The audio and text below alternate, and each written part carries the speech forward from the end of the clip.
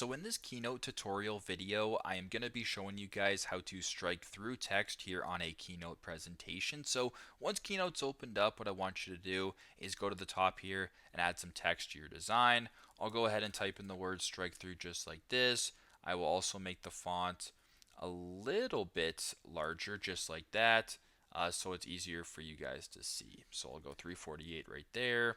I'll make it larger as well so you guys can see.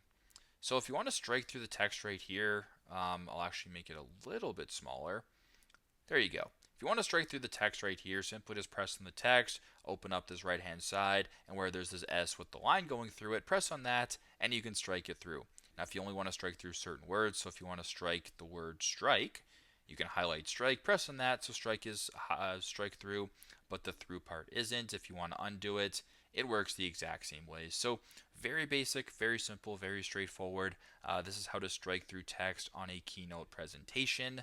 Thanks again for watching, and I hope this video helps.